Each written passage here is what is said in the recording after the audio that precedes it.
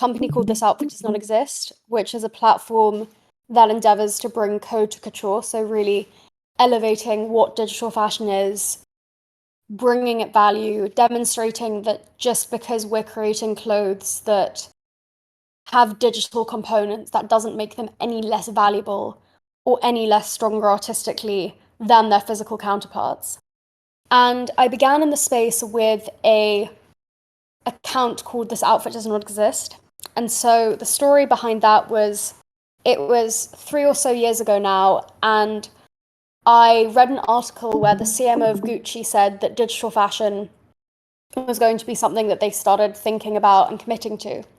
And I'd spent the 3 or 4 years before that in tech, and specifically focusing on innovation. So I would go into large corporates and I would say, this is how this emerging technology is going to impact the way that you work or the way that you do things.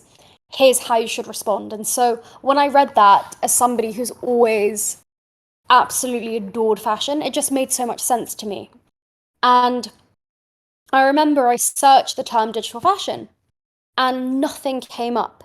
And I went down the rabbit hole of doing research on it, and there are a handful of companies that had started a couple of months before me. The Fabricant, Dematerialized, DressX at the time only had 5 pieces of clothing on their website. So there really wasn't anyone in the space.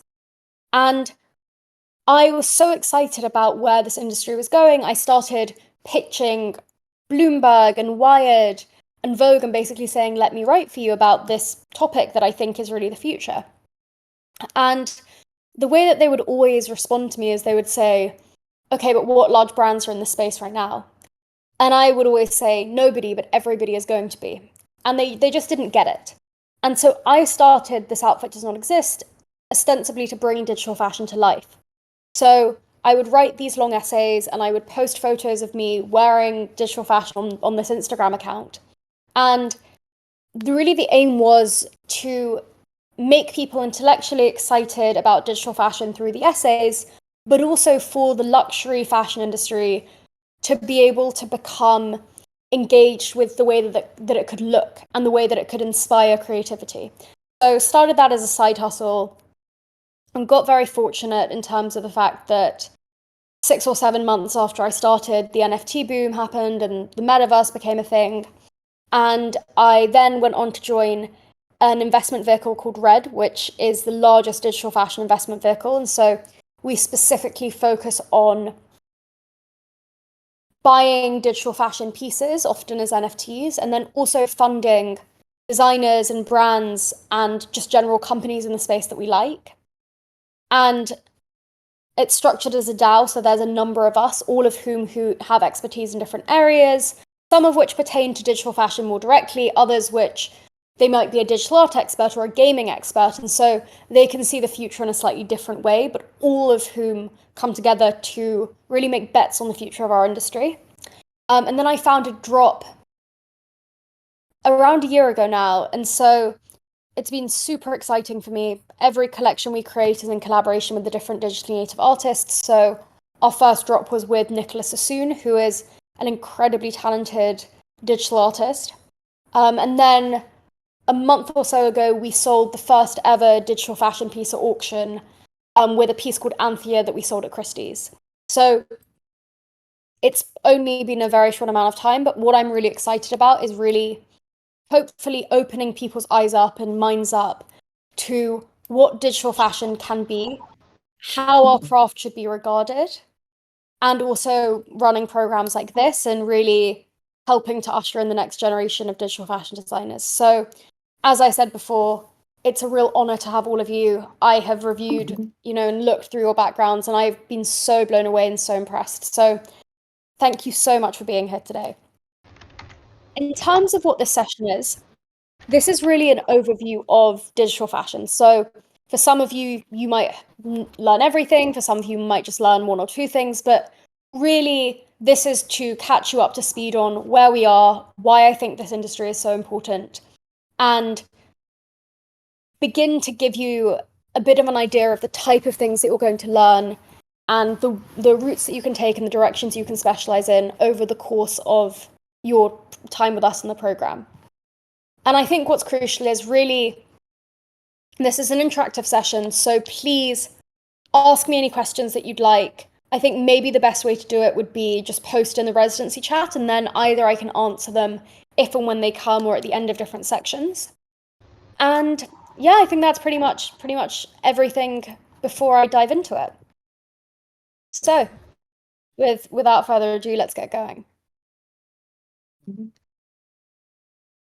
So the first question that I often get asked is digital fashion really a thing?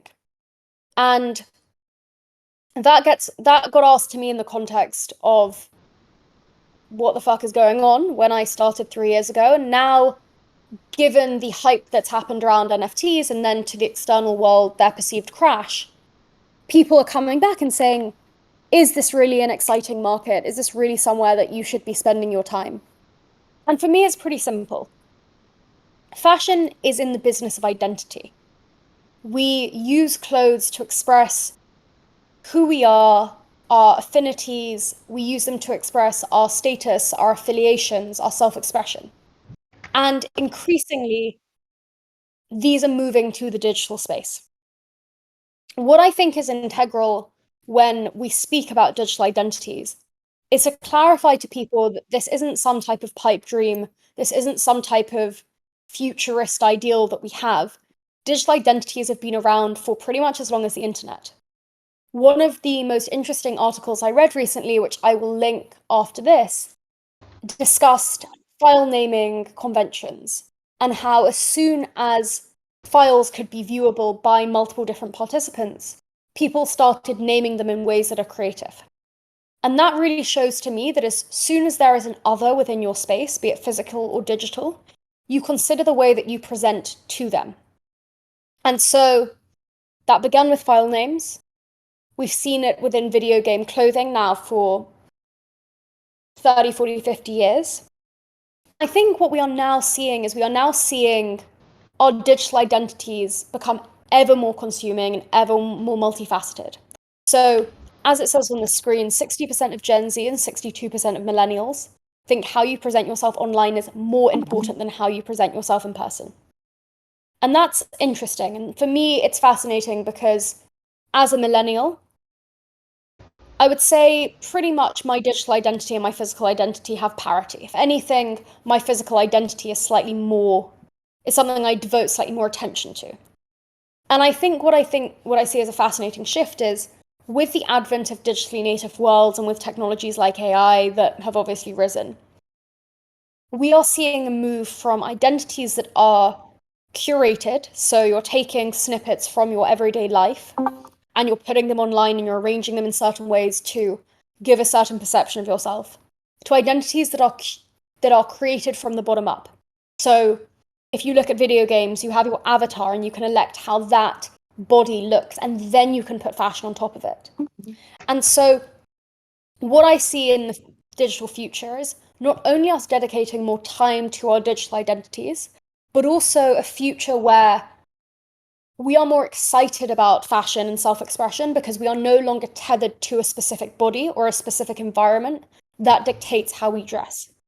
And so if you look at the traction that digital fashion has gotten on Instagram and on existing Web2 social media platforms, it's clear it's going to be a massive thing. Same thing with gaming. But with the rise of increasing spaces where identities can be created from the bottom up and increasing forms of status in the physical world, which link to a digital counterpart, the market for digital fashion and its place in society is only going to grow. Which brings us on to the things that we're going to cover today. So we're going to cover 4 things. The first one is the why of digital fashion, which I've gone into briefly here. So why would you be interested in digital fashion?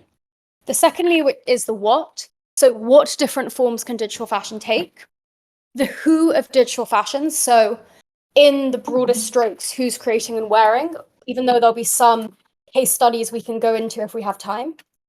And then finally, digital fashion's future. So how will the industry evolve?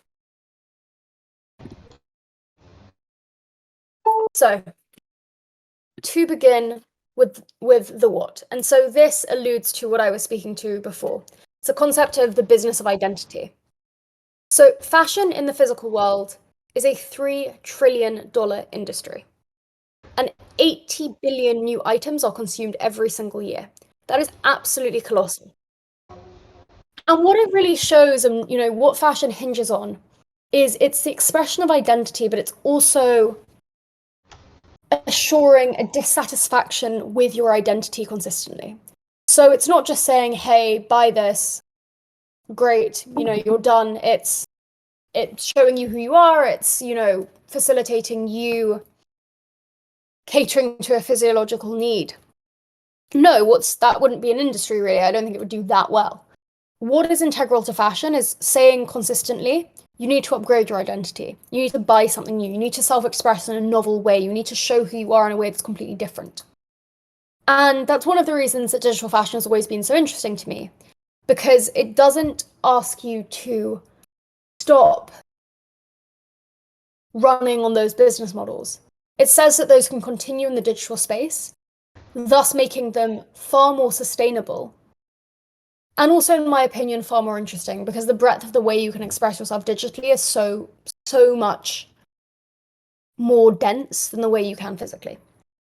And so then to go into the 3 core consumer motivations. We buy clothes because we want to self-express, so that is, we want to show who we are. We want to affiliate, so we want to show what groups we're a part of, what values we stand for, and that could be anything from buying a Prada handbag to wearing a football jersey. You're showing you're part of a wider community and that there are values above your own that you connect with. And hopefully in doing so, there's a community and a group of people who share those values, who you are saying, I am one of you, and looking at another community and saying, I'm not one of you. And then finally, it's this element of showing status. So this conceptually is the idea that within a specific group that we have chosen to affiliate with, we want to show that we are important. So yes, we might all have a Louis Vuitton handbag, but if you have a rarer one or one that's limited edition, that will signal to those who understand the ideals or values of the group that you're important. And so we all do this in various different ways. It can be maybe that you are somebody who likes quiet luxury. And so your way of signaling status is far less flashy than somebody who goes the other way.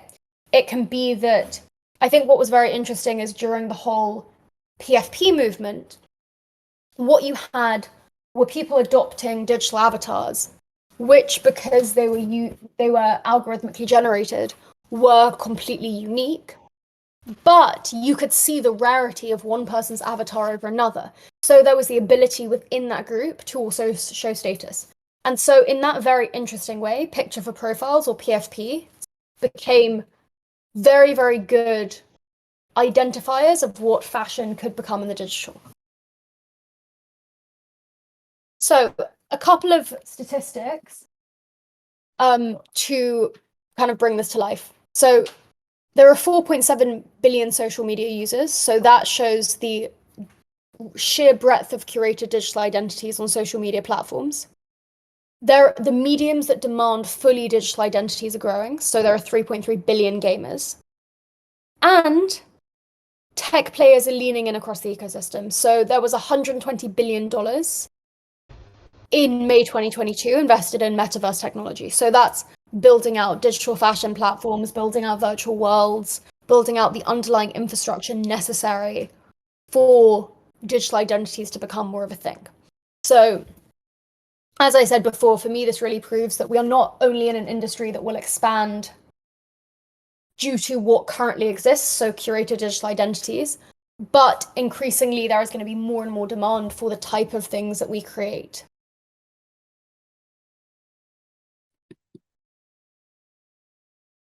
So this brings us on to digital fashion. And for me, the definition of digital fashion is very broad. It's quite simply any worn garment created in the digital realm. And so this is split between digitally native incumbents, such as the Fabricant and Drop, and we are digitally native fashion houses, created by digital natives, for digital natives. And I think in both of our cases so far, we've never created a physical good. Then we also have a series of trad brands breaking in. So we've come a very, very long way since when I started, and I unfortunately had to tell people that there were literally no brands who were going into digital fashion, because now everybody has. And within this breadth, digital fashion takes three forms. The first one is IRL, which is in real life digital fashion, which I know sounds like a little bit of an oxymoron, but I'll go into it in a second. The second is ORL, or on real life digital fashion, which is digital fashion worn on human beings via social media. And the final one is URL, which is unreal life digital fashion, which is digital fashion worn direct to avatar. And what your avatar can be, that is pretty multifaceted. So it can be your PFP, so your picture for profile, an NFT, for example. It can be an in-game avatar. It can be an avatar which actually can move across various games or across various worlds, like Ready Player Me provides.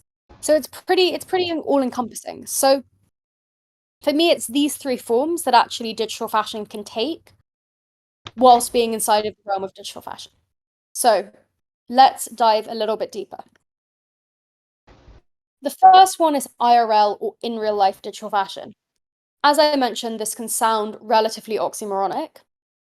For me, it's very, very, very wide what this can be. So Adidas began trialing 3D modeling as early as 2004. So in that context, what IRL is it's a physical fashion designer saying they are going to implement a digital backend to make the work that they do better. And it can be better because it's more environmentally friendly. It can be made to order, for example. You have a better ability to predict customer demand. So all of that falls into the IRL category. Recently, we've seen a rise of IRL fashion brands, which I would say are a little bit more digitally native. So a little bit more innovative in the way that they're using technology and also in the way that they're forging a digital and physical connection. So a great example there is G Money's brand 9DCC. G Money is this, let's say, crypto influencer who's moved into fashion. He has, really was very excited about the digital identity potential, and he's created a brand which leverages connected clothing. So if you own a piece from 9DCC, which you buy as an NFT, there's a chip on that piece of clothing which other people around you can scan, which allows them to verify the fact that they've interacted with you. And in specific situations, he gamifies that clothing so you could get rewards or they could get rewards for those interactions. And on top of that, there are interesting things he's doing with storing and allowing people to take loans out on the clothing, again, linked to this idea of verifiable digital identity. So the fact that you can confirm it's Danny's t-shirt rather than somebody else's is absolutely crucial to that dynamic. And so brands like this, technologies like this, another great example is Artifact, which are the sneaker brand that recently got acquired by Nike. They create Web3 native digital sneakers. They then began to implement a concept called forging, where you could take your digital sneaker and actually have it made in real life, again, creating this digital to physical link and unifying your digital and physical identity. And then one more example that I like is Burberry had a game called B-Bounce, and they actually ended up using that game to inspire the way that they created patterns. So IRL, or in real life digital fashion, is an incredibly exciting field. The consumer base, there are digital fashion fans, but I think it's a very easy gateway for traditional fashion fans to begin getting excited about and engaging with the work that we do. And the final thing that I'll mention, which we can maybe go into at the end, is generative digital fashion, which I'm particularly excited about, which is when you use an algorithm that creates specific systems which dictate elements about your garment. So, for example, you can program a generative algorithm to say, okay, within this collection of t-shirts, These t-shirts can either be blue, red, brown, green, or purple. And they can be short sleeved, long sleeved, mid length. They can be turtleneck, v neck, polo neck. And then instead of you making the final design decision, you can actually have the final design decision made by the computer, which allows you to have products that are completely and utterly unique, but algorithmically connected to their counterparts. This is becoming very interesting in terms of the IRL or in real life space. So Luke Shannon, who is going to be teaching a course as part of this program, sold a piece at Christie's, which was a piece of generative embroidery. So he took a Gucci coat pattern and then he's layered generative embroidery over it. So each and every time you refresh that coat pattern, an entirely new piece of embroidery for that specific coat is generated. And so you could hypothetically endlessly create new coats with this Gucci pattern, but each one would be completely unique. So for me, that's one of the most exciting initiatives in this space.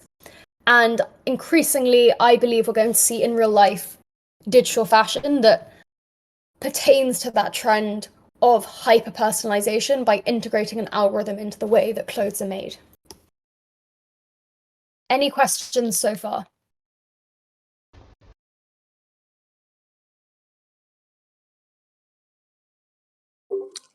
Danny, can, Yes. hello. Hi, thank you so much. Just in these few slides has been extremely informative.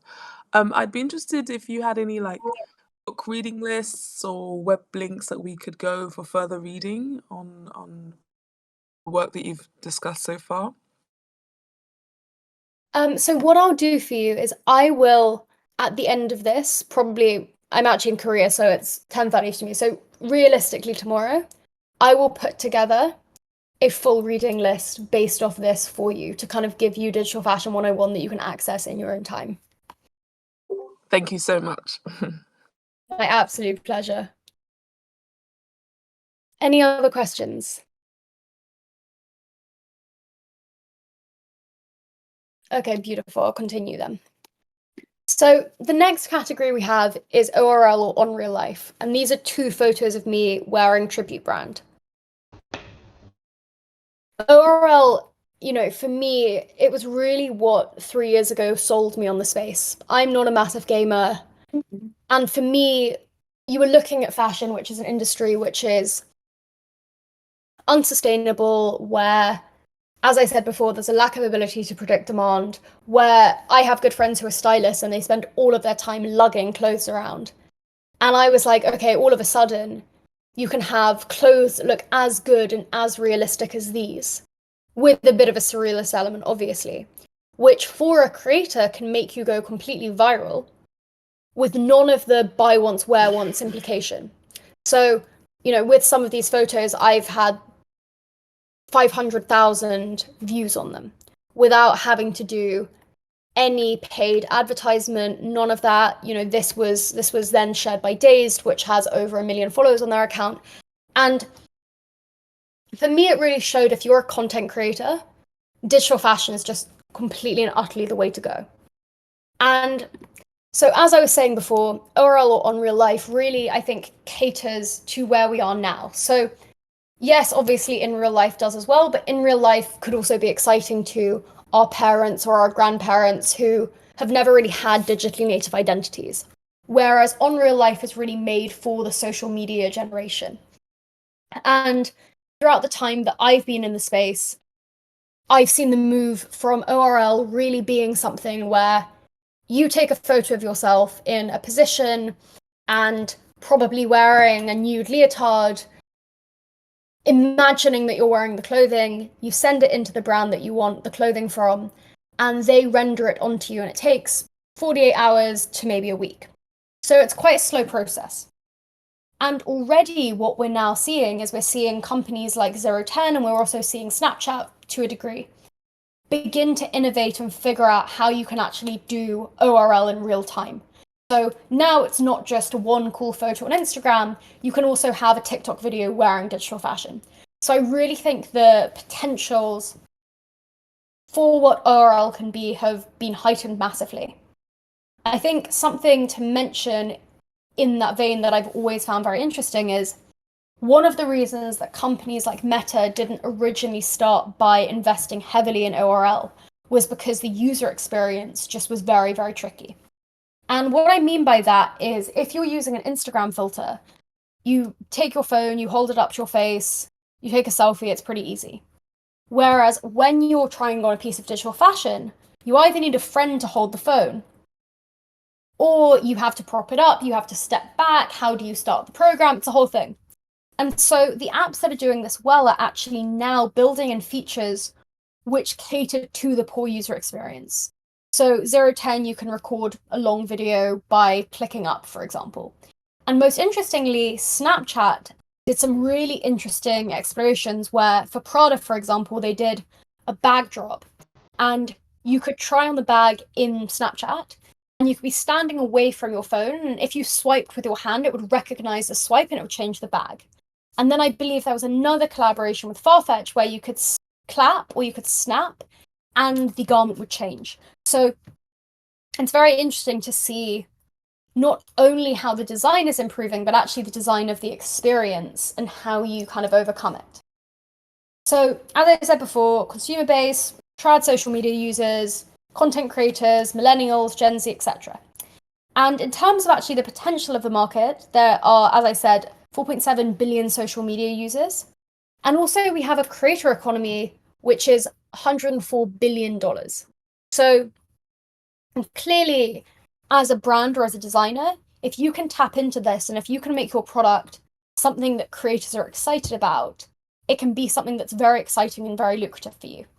And I think what also has appealed to me a lot about this specific sector of digital fashion is one of the reasons that obviously we're running this residency, but also one of the reasons that I thought digital fashion was so inspiring was the fact that you didn't have to be from the establishment to get in.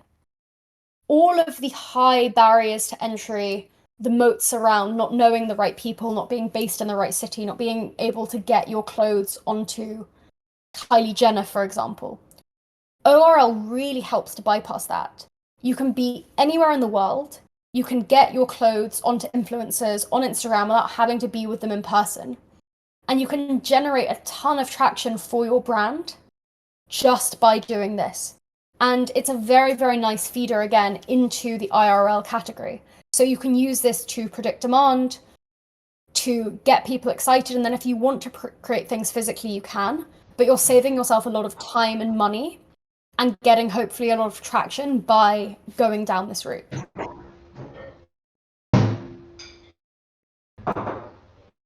And so this brings me on to the final category, which is URL or unreal life.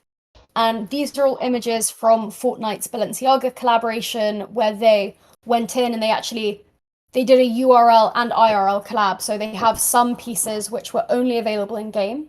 And they had other pieces which were specifically designed to actually twin. So you could have the same hoodie on your Fortnite character that you were wearing yourself to again create a cohesive digital identity.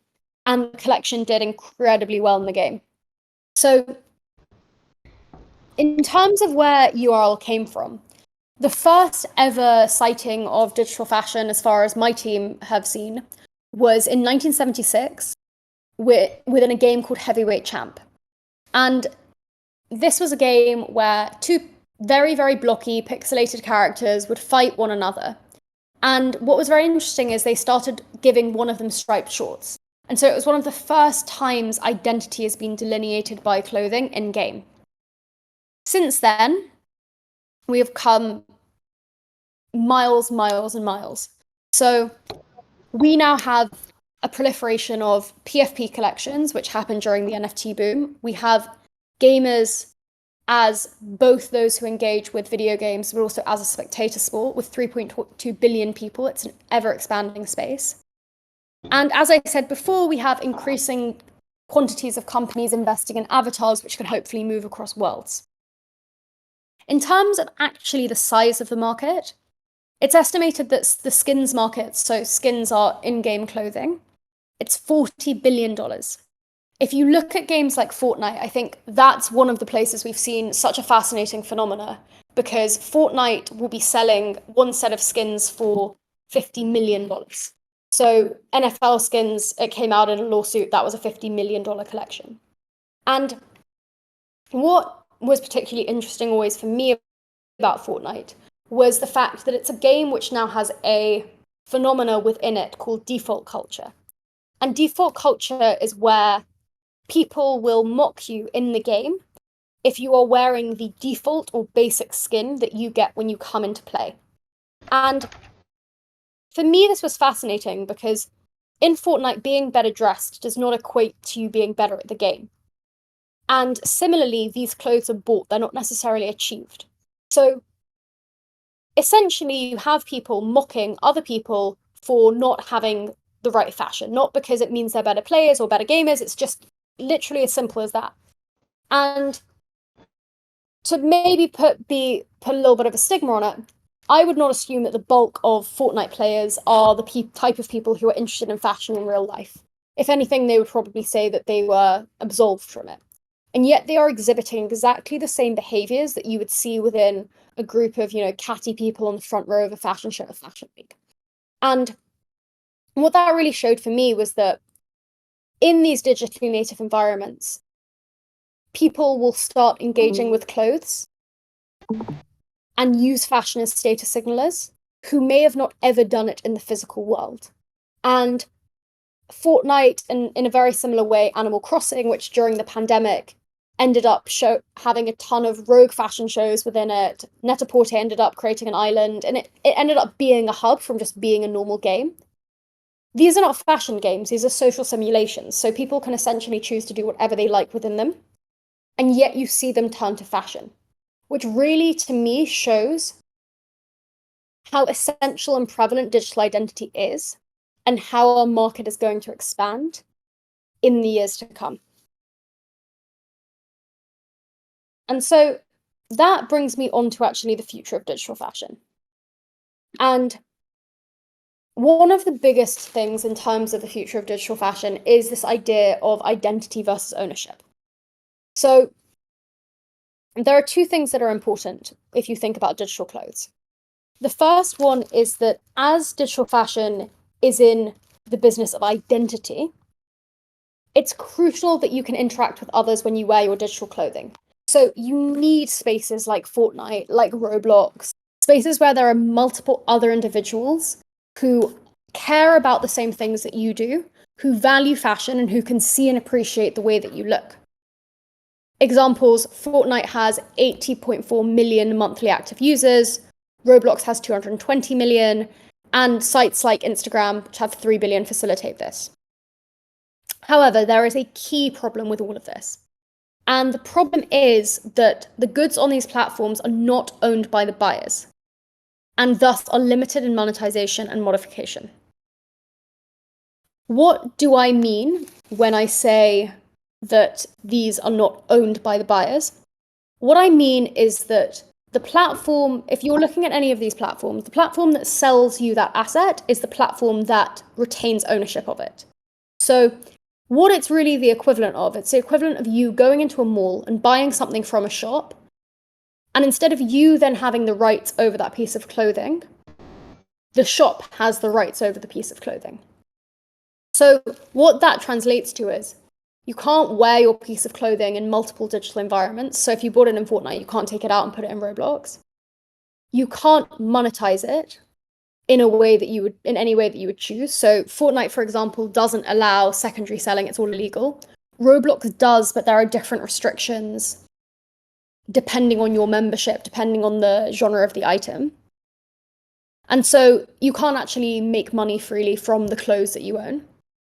You also can't modify them. So in the way that, you might in the physical world want to put patches on something or cut it up, you have no ability to do that.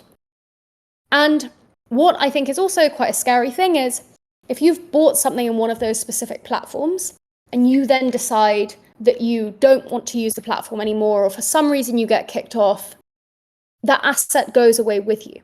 So really, in these spaces, you own digital clothing, but it's not yours.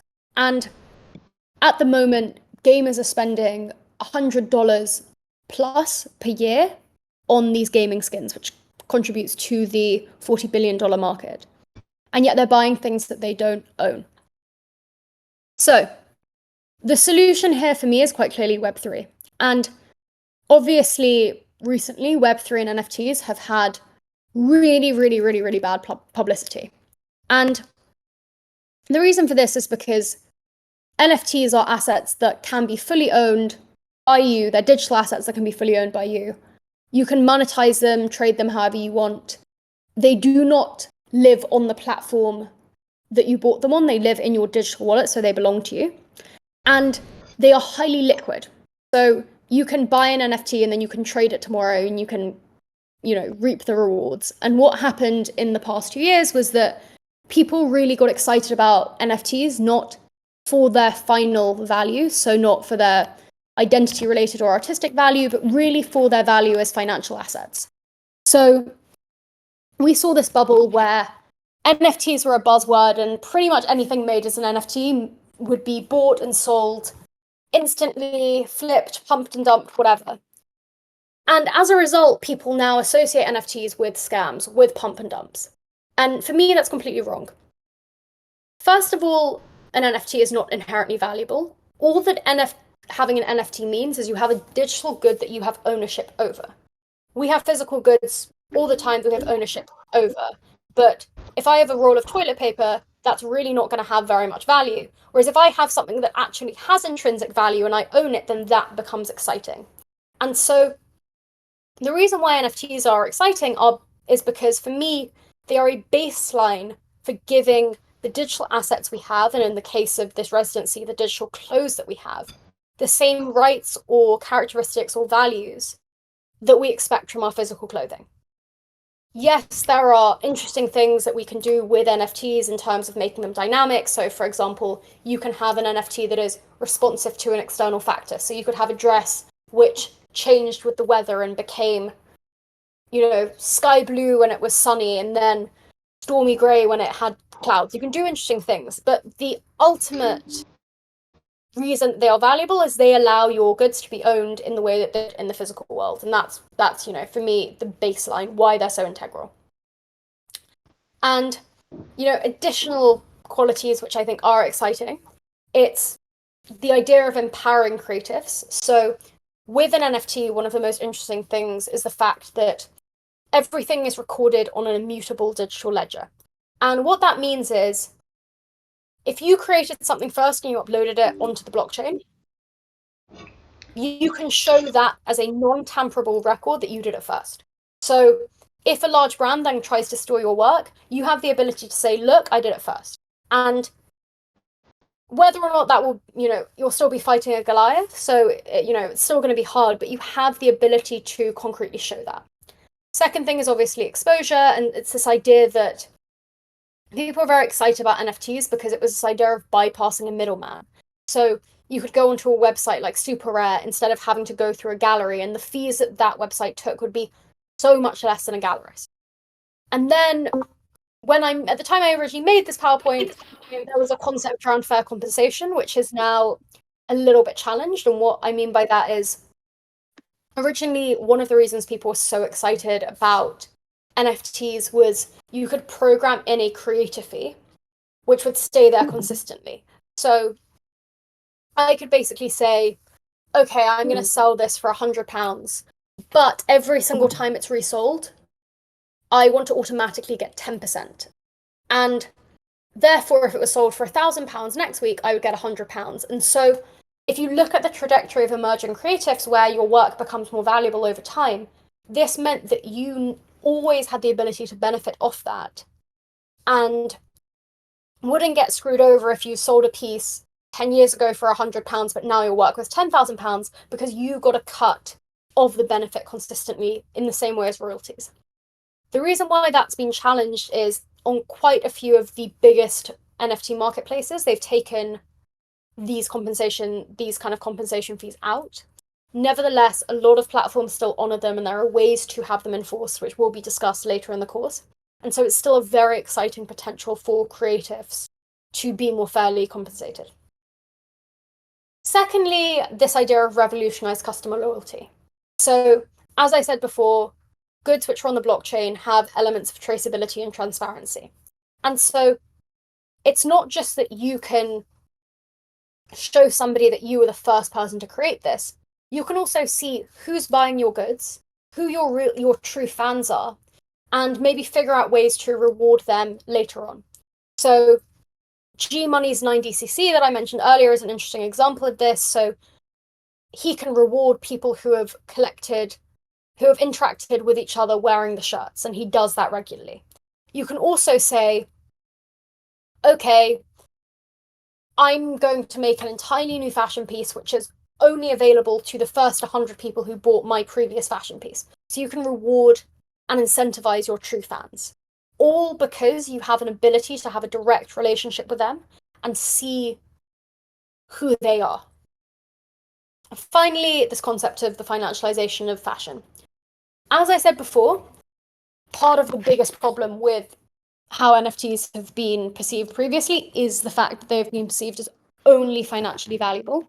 And that is really, really not a good thing. However, I think what is interesting with digital fashion is that as an asset, it can appreciate in value.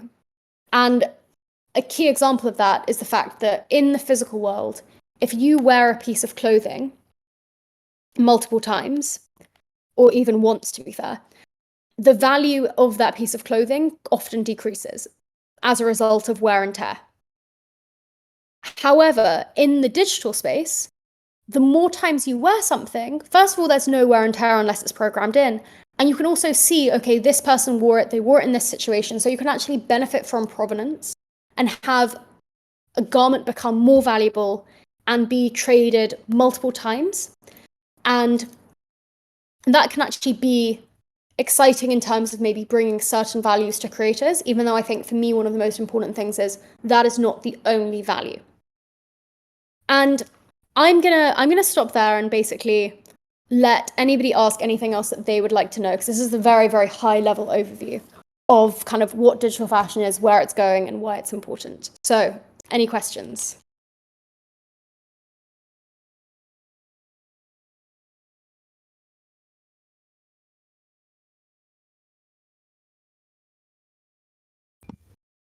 I Hi, have a Danny. question again then. Oh, someone can Go ahead.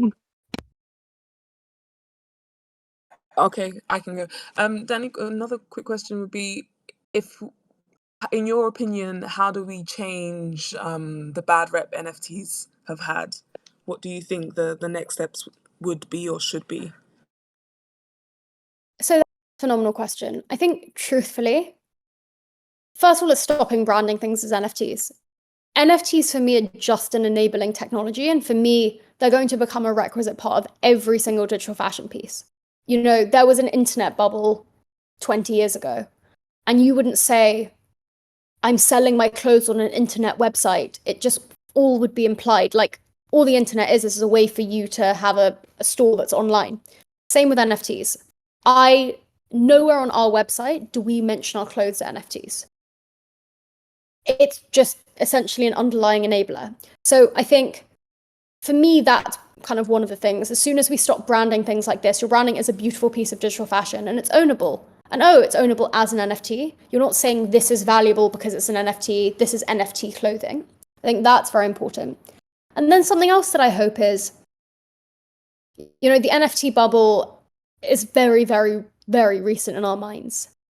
And I think what we're seeing, first of all, hopefully some space and time is going to help improve it. And I think also what we're seeing more is varied use cases for NFTs. So we have apps like, key example, Prada's time capsules. If you have a Prada time capsule, which is this very, very cool shirt that they released on a limited edition, has an NFT accompanying it. But first of all, the majority of people will buy it for the shirt. They might not know it has an NFT. But then if you have an NFT or one of those shirts because it's connected, you can go to various Prada events. So it's brands using these, I think, in ways which are much more naturally integrated with how they have traditionally done business, instead of being these kind of super fast, very cash grabby things. And hopefully the more that we see use cases that actually are use cases that surpass financialization, the more hopefully a halo effect will come back. And then I think the final thing is just what I would really hope is that people who were only in NFTs to just make money out of it have like gone off to do something else. And as you have more good actors and people really trying to innovate with the technology and provide value, hopefully some of the glow will come back through that as well. Amazing. Thank you, and well said. Thank you. Thank you.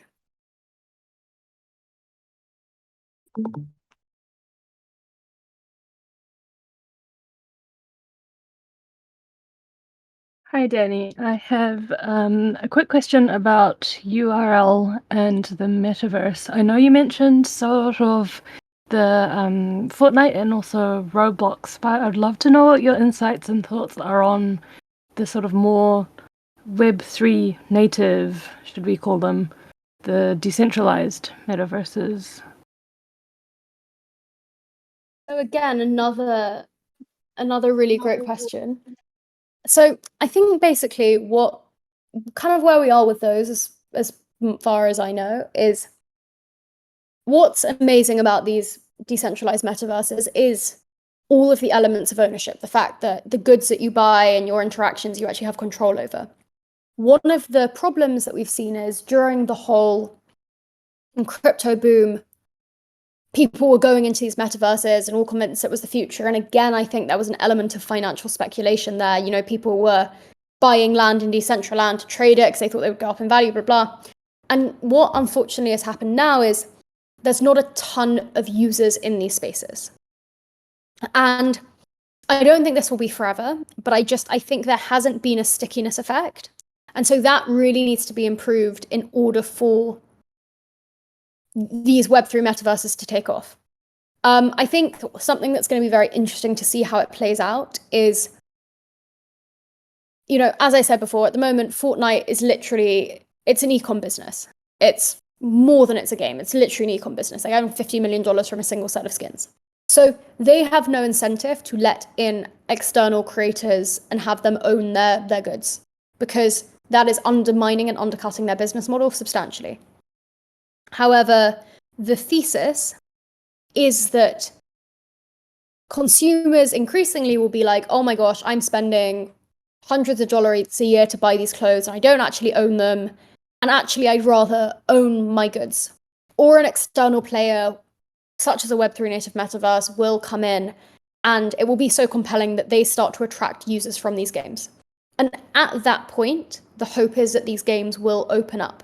And so we'll have these Web3 components within these games and these metaverses that have gotten the stickiness and the traction and the user growth.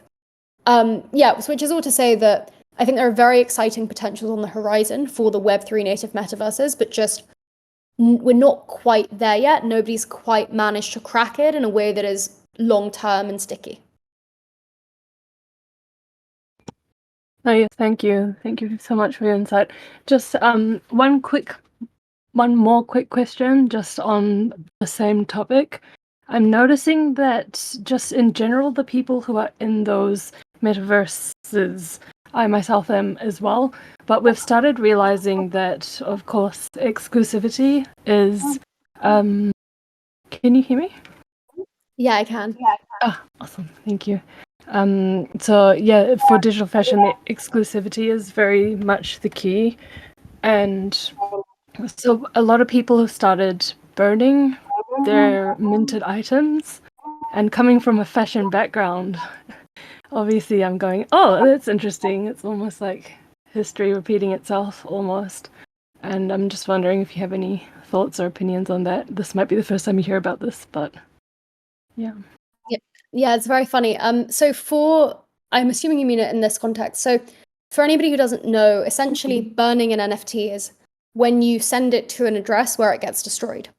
And I think there are reasons that collectors do this and reasons that brands do this. So reasons that brands do this is often if a collection doesn't sell out, it looks bad for them and also for their holders.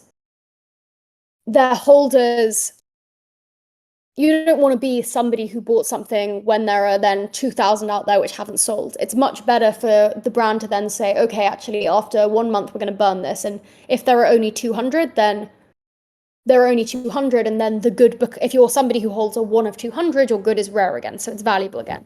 So it's both protecting the brand and also protecting the collector.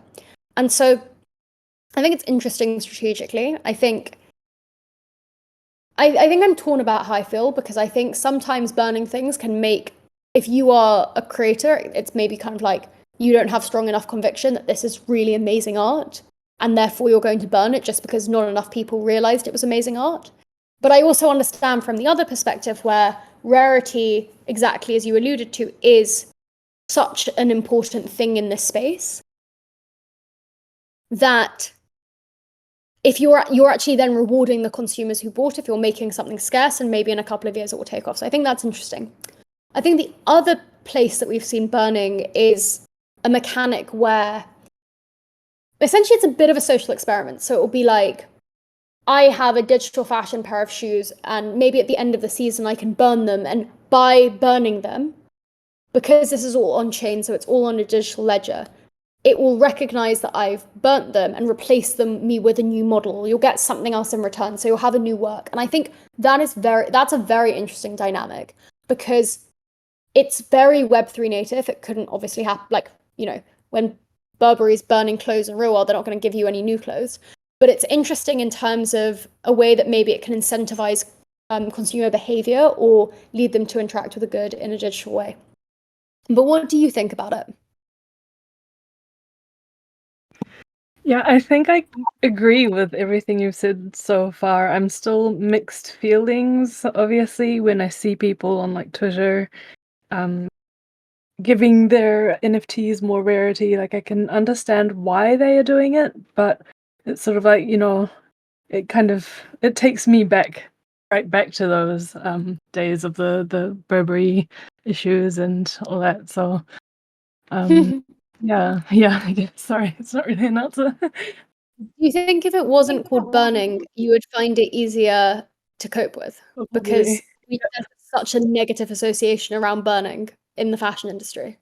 Yes, definitely, 100%. That's for sure. Thank Verifying. you. Thank you. Yeah. Thank you.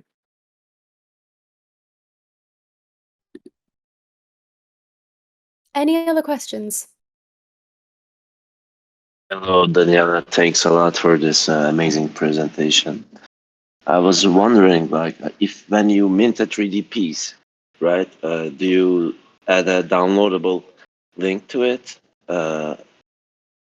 or you simply give the access to use it as a AR filters on No, chain? so with all of our collections, I think our first one we did GLTFs, because it was actually quite complicated because there were multiple moving parts. So it was actually, the collection was composed of layers which created an optical pattern. And so it was easier with GLTFs because it was split out, but we give GLBs as well. So I think it's funny because I think we're really at a stage, because of how early we are, where only to a couple of people will this idea of having the 3D file really move the needle for them. But for me, it really stands for this ownership. It stands for the values of what we stand for and who we are. And I think as the adoption of Web3 native virtual worlds increase, more and more people are going to want the 3D files of their garments. So that's why we provide them. Thanks a lot. Thank you.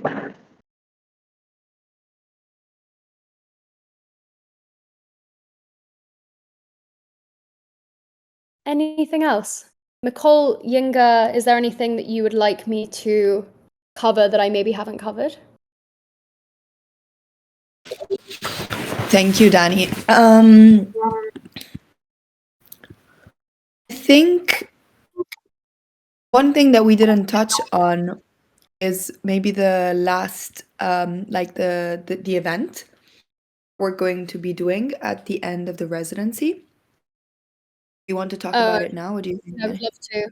I would love to. So essentially, what the residency is going to culminate in is each one of you making a final piece, and the form that final piece can take is completely up to you. It can be a textile, it can be an AI generated photo, it can be a piece of digital fashion, it can be a filter. It's like really whatever you want to showcase your work or maybe showcase a skill that you've learned. And we are going to do an event during Freeze London, both in person and digitally, and showcase and basically display those works.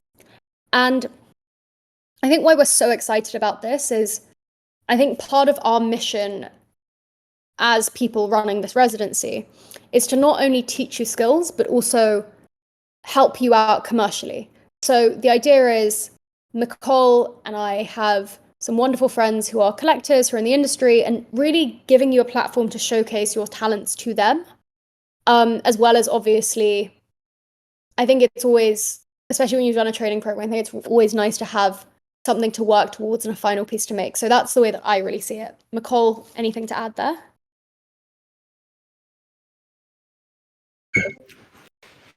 Yeah, I think something that obviously is like super important that we always try to do at the end of every residency cohort is to have an auction or an exhibition which basically showcases work that all the residents are doing, but also, as Danny was saying, like have an opportunity for you guys to be connected with a wider network of collectors, curators, and people that are working in this industry or interested about this industry, who you can have further kind of like networking opportunities with. So the idea, actually, it's the first time that we do an IRL event, which makes it like even more exciting. And to do it during, Freeze London, which is obviously a huge kind of like moment for the art world, but, for in general, like culturally in the city, makes it even more special. So I think it's going to be a wonderful opportunity to not only like showcase what we've done in these last 6 weeks and what you've done in these last 6 weeks, but also to give you a chance to like further your practice and your work and just your person and your artist character into collectors, curators, and people that are working in this ecosystem. So we'll be sharing like more details about the event and where we're doing it and the final date and everything very, very soon. But just, for now, keep in mind that obviously there is kind of like a final, let's say, work task force to do at the end of the 6 weeks, and that the work will be showcased IRL at an exhibition in London. So I think, so Yinga just posted on the 7th cohort channel the schedule for the next 6 weeks and the one-on-one booking sheet. I do really encourage you guys to start reaching out to mentors as soon as possible, really. I know this is the first week, and so you might think, oh, it's a little bit too early, and that's fine. But definitely don't wait until the last minute. I think the best kind of like opportunities, or like the one thing that I hear from a lot of residents is that, oh, I wish I would have like talked to the mentors before or earlier. So because it's 6 weeks, as I said before, it's going to go by really, really quickly. So definitely use time that you have right now to get in touch with the mentors. Also, like, use this week to maybe just start filtering through who is a mentor and who you'd like to be speaking to and who you're more interested to be speaking to. And then, as I said before, at the very start of this class, if you do have any ask me anything kind of like wishes, you would like anybody that is very interesting to you that you would like to have a chance to speak to, just feel free to post them in the chat, even now, later, tomorrow, whenever you want to, so that we can start making a list of people that we can bring in as guests. And overall, I really, really hope you enjoy it. I think you will. Obviously, we're very, very open to any feedback, anything that you would like to share with us. Just feel free to send me or Yinga an email, get in touch with us, DM us. We're very, very happy to hear all of your thoughts and suggestions. We're very excited. I think we've said this already a few times, but it's always good to say it again. And I don't know if anybody has any questions or anything that they would like to ask specifically around the residency, the next 6 weeks, anything that you have on your mind. I actually would like to add that if you're going to be absent for any classes, please make sure you email me. Email me at yinga with a dot in between the yinga, verticalcrypto.art. And if you can, CC the residency email. I should have sent, it should be in the 7th cohort chat. Like there are instructions there on how to email me and how to email the mentors for booking one-to-ones as well. Should be it on my end. Oh, I noticed a couple of you either don't have Twitter or don't have your Twitter DMs opened, so I can't add you to our group yet. So if you do end up creating a Twitter or if you do end up creating an Instagram, if you don't have Instagram, for example, please message me so I can add you to our notes, and therefore you guys will be able to contact each other. Thank you. Oh, and one last thing. We did send you an email in your acceptance email asking for your ETH wallet address. If you haven't sent us your ETH wallet address, please do so. We are going to be granting you all and giving out a profile on Lens, the Lens ecosystem. We will be using Lens as a way to also communicate and share information about the residency, about the upcoming classes and schedules, and just also encouraging you guys to share on there. Lens has given us a grant for this residency program, and so we're working in partnership with them to utilize their ecosystem, which is a kind of like a decentralized social media. They will be doing a class with us. They will be doing a workshop, so they'll be chatting. Bradley, who is one of the leads there, will be chatting about the Lens ecosystem with you guys and how to utilize the Lens ecosystem, but we'll also be kind of like sharing more information about it very, very soon. But the first step is just having all of your ETH wallets so we can shortlist you, whitelist you for a profile.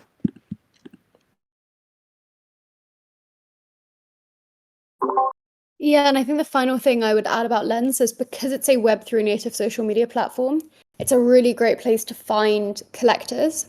And you'll get more training on this when we have the Lens class. But what's very exciting is you can upload parts of your process and then people can collect them. And so either you can do that for free and you then actually have, as I was talking about before, the ability to actually trace who your fans are, who your collectors are, and communicate with them from then on, or reward them as you'd like.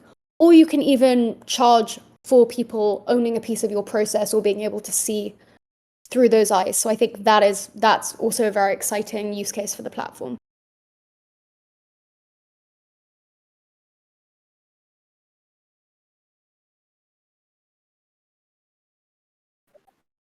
Are there any questions? Anything at all that Just relaying this across since Cybernova actually asked us in the chat to know more about mentors and like what their expertise and if they fit you as an artist, because the most important thing for your mentorship is to find someone who fits you rather than to find the biggest name in the sheet. Like that's not how it works. Just find someone who fits your practice and fits your needs. If you go to the sheet and the link in your 7th cohort, there's a 3rd page which does say one-to-one mentor booking information or something like that. There should be a section that says expertise, and you can read about what the mentor is good at and what they can offer information on. There should be an area that talks about what languages they're happy mentoring in, because I know not everyone's first language is English, for example, and their time zone as well. And on the very end of the sheet, you might have to drag your cursor across. There might be extra information on what times they're available in and what extra stuff outside of fashion they might be good at mentoring at. So that sheet should solve all your problems. Please let me know if you've got any more questions regarding mentors or classes, and yeah.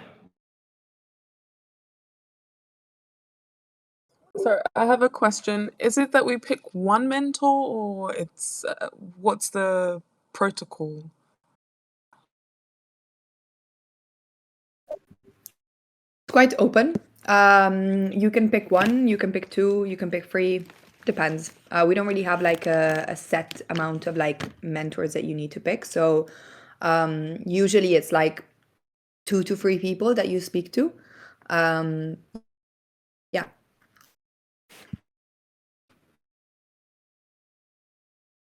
Amazing, thank you.